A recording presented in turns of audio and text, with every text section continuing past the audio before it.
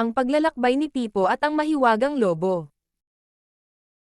Isang araw, sa isang maliit at masayang nayon, may batang lalaki na nagngangalang Pipo.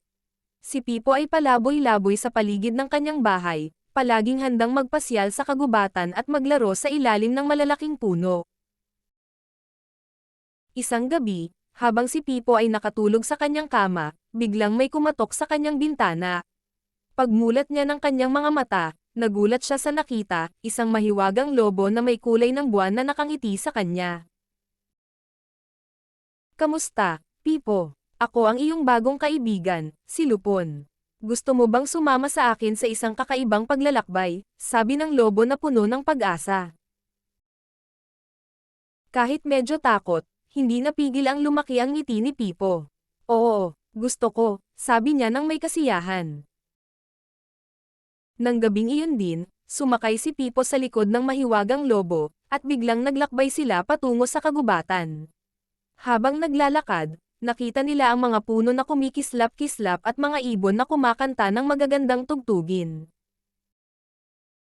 Sa paglipas ng oras, dumating sila sa isang malalim na kuweba. "Dito na tayo, Pipo," sabi ni Lupon. Sa loob ng kuweba na ito ay may espesyal na kaharian ng mga alitaptap. Sa pagpasok sa kuweba, nagtaka si Pipo sa nakita. Ang buong lugar ay sumisiklab ng mga kulay na parang mga bituin sa langit. Mayroong mga alitaptap na naglalakad-lakad na parang mga tao at may higit pang mga lobo na nakangiti rin sa kanila. Doon sa bandang dulo ng kaharian, makikita mo ang espesyal na halaman na nagbibigay ng liwanag sa buong lugar, paliwanag ni Lupon. Tuwang-tuwa si Pipo sa nakita.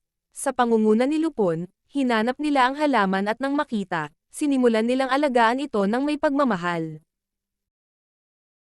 Matapos ang ilang araw, napansin ni Pipo na unti-unti nang nawawala ang liwanag sa kaharian. "Ano ang nangyayari, Lupon?" tanong ni Pipo na puno ng pag-aalala. "Ito ay dahil sa mga tao sa ibaba na patuloy na pumuputol ng mga puno sa kagubatan," sagot ni Lupon. "Kailangan nating gisingin ang kanilang kamalayan at ipaalala ang kahalagahan ng pag-aalaga sa kalikasan." Sa tulong ng mahiwagang lobo, nagtungo si Pipo sa nayon at nagkwento sa lahat ng kanyang mga naranasan sa kagubatan. Tinulungan niya ang mga tao na maunawaan ang kahalagahan ng pag-aalaga sa kalikasan at pagpapanatili ng kagandahan ng kanyang kaharian. Sa dulo, dahil sa pagsisikap ni Pipo at sa tulong ng mga tao, unti-unti nang bumalik ang liwanag sa kaharian ng mga alitaptap. At muling nagkaroon ng payapang pamumuhay sa espesyal na lugar na iyon. Ang paglalakbay ni Pipo kasama ang mahiwagang lobo ay nagturo sa kanya ng kahalagahan ng pag-aalaga sa kalikasan at pagkakaisa ng mga tao upang mapanatili ang kagandahan at kahalagahan ng mundo.